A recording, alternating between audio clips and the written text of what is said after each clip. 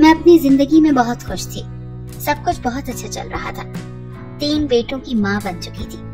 जहाँ खानदान में सबकी लड़कियां पैदा होती, वहीं मेरे एक के बाद दीकरे 3 बेटे पैदा हुए। खानदान की अक्सर बहुएं मुझसे खार खाती और अपने दिल का गुबार मुख्तलिफ तरीकों से निकालती रहती, जिसमें सरे फहरिस्त मेरी सास के कान भरना था या फिर जगह जगह मेरे नाम के चर्चे करना कि मैं बद किरदार औरत हूँ। मगर मुझे इन चीजों से बिल्कुल फर्क नहीं पड़ता। मैं अपनी जिंदगी में बहुत मुतमईन और अपने शौहर ताहिर के साथ खुश थी। लेकिन फिर अचानक कुछ ऐसा हुआ कि मेरी नींदें हराम हो गई। जो ताहिर मुझ पर जान चढ़कता था, अब मुझसे दूर हो गया। ताहिर को अछूत की बीमारी हो गई थी। उसने हम सबसे फासला इख्तियार कर लिया था। जब तक उसकी ये बीमारी खत्म न होती, उसे दूसरे कमरे में रहना था। यहाँ तक तो सब ठीक था, लेकिन जिस डॉक्टर को मेरी सास ने ताहिर के इलाज के लिए चुना था, वो एक जवान जहान खूबसूरत दोशीज़ा थी। वो ताहिर का इलाज करने उसके कमरे में बगैर किसी हिफाजती इक़दामात के जाती और पूरे 3 घंटे बाद बाहर आती।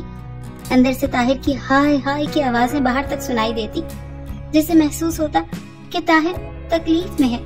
मैं अपने शौहर की तकलीफ बर्दाश्त नहीं कर सकती, इसीलिए एक रोज किसी तरह कमरे में पहले से छुप गई। और जब वो डॉक्टर ताहिर के कमरे में आई तो मेरे होश उड़ गए। मेरी रूह तक लरस गई कि वो लड़की ताहिर के साथ। मेरा नाम फरिश्ते है। मेरी उम्र 23 साल थी जब मेरे वालिदैन ने मेरी शादी ताहिर के साथ कर दी।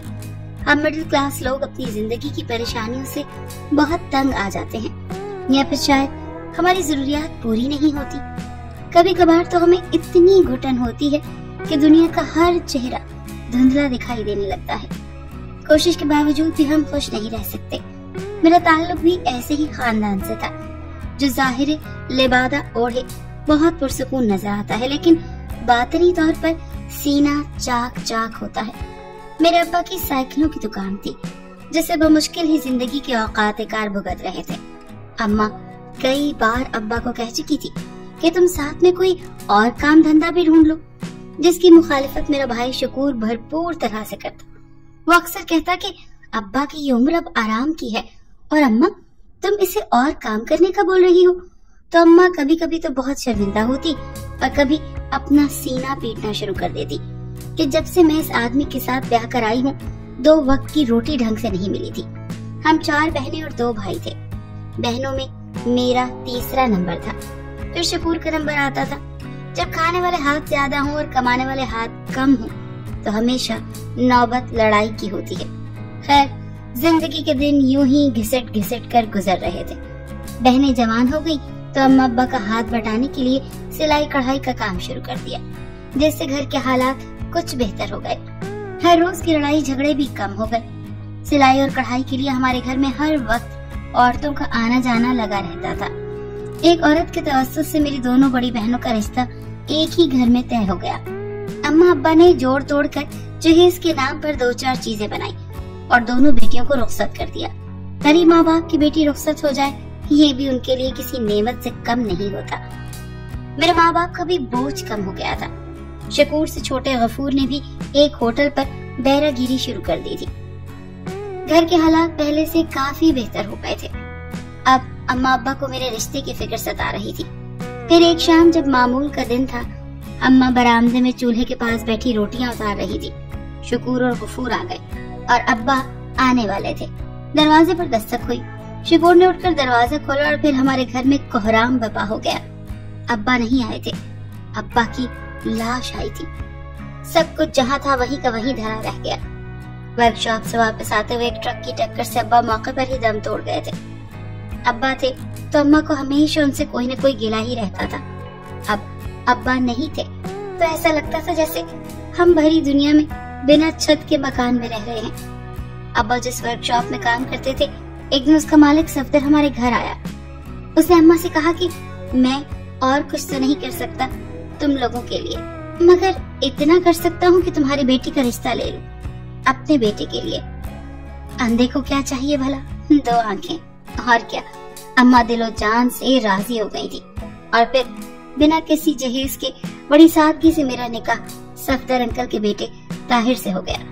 मैं ब्याह कर ताहिर के घर आ गई। ताहिर के घर के हालात हमारे घर से कहीं बेहतर थे।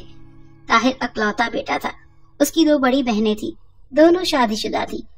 ताहिर बहुत अच्छी तबीयत का मालिक था और मोहब्बत करने वाला इंसान था। मेरी शादीशुदा जिंदगी बड़ी अच्छी थी।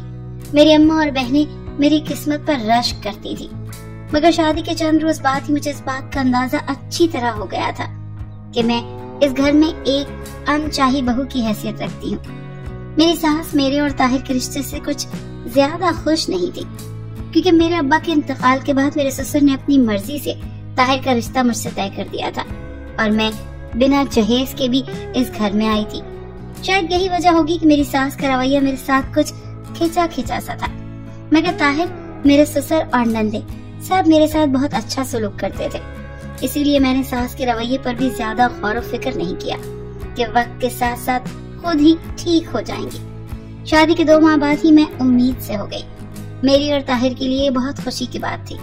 ताहिर मेरा पहले से बहुत ज्यादा ख्याल रखने लगे थे। फिर 9 माह बाद मैंने एक सेहतमंद बेटे को जन्म दिया। मेरी नंदू की पहली औलाद बेटियां थी और हमारे घर में पहले बेटियां ही थी। मेरी ही पहली औलाद बेटा पैदा हुआ। सब घर वाले बहुत खुश थे। बेटे की पैदाइश से मेरे घर में और खानदान में सर फख्र से बुलंद हो गया। अब मेरी सास का रवैया भी पहले से बहुत अच्छा हो गया था। वक्त का काम है गुजरना, सो वो गुजरता गया और मैंने अपनी शादी के इन चंद 6 सालों में 3 बेटों को जन्म दिया।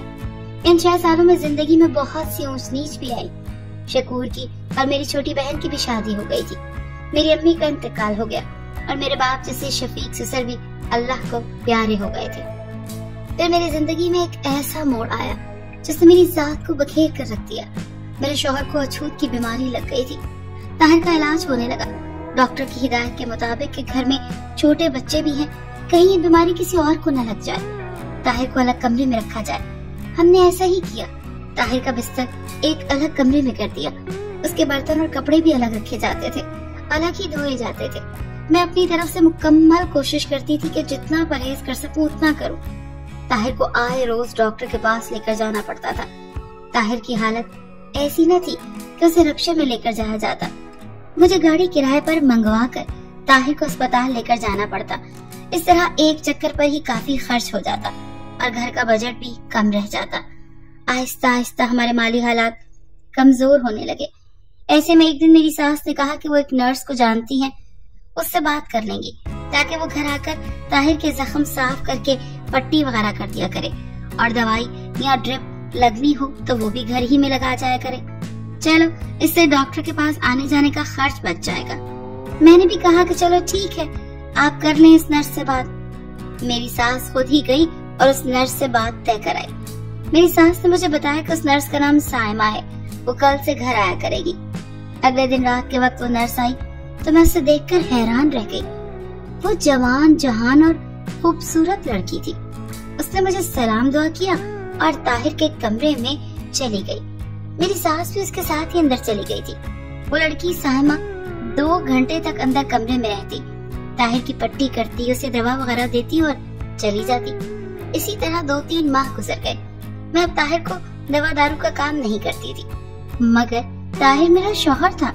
मैं उसके कमरे में जाती थी, उसके खाने पीने का ख्याल रखती थी, मगर मैंने एक बात नोट की थी कि ताहिर की तबीयत में बेहतरी नहीं आ रही थी, बल्कि वो दिन ब दिन कमजोर होता जा रहा था। दवा का असर ही नहीं हो रहा था। फिर एक दिन मैं डॉक्टर के पास मशवरा करने गई। उसे सारी सूरत हाल बताई और बताया कि ताहिर की सेहत पहले से कमजोर हो रही है। डॉक्टर को बहुत हैरत हुई। उसने यही कहा कि ये कैसे हो सकता है, दवा तो बहुत अच्छी है, ताहिर की सेहत बेहतर होनी चाहिए। खैर, मैं घर वापस आ गई। मेरी परेशानी पहले से और भी बढ़ गई। उस रात भी नर्स घर आई। जब वो ताहिर के कमरे में चली गई तो मैंने बाहर से सुनने की कोशिश की।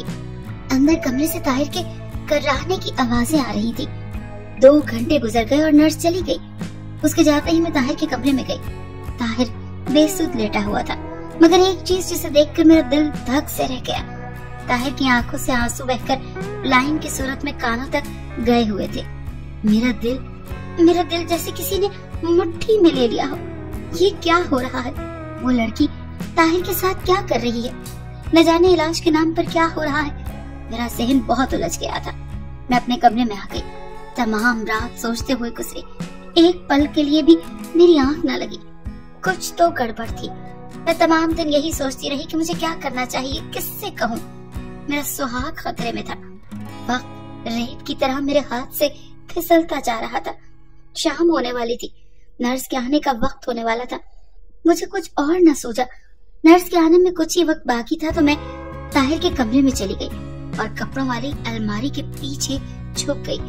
अभी मुझे छुपे हुए 10 या 15 मिनट गुजरे थे कि नर्स साइमा कमरे में दाखिल हुई। उसने दरवाजा बंद किया और आकर ताहिर के बेड पर बैठ गई। ताहिर ने उसे देखते ही मुंह दूसरी तरफ मोड़ लिया।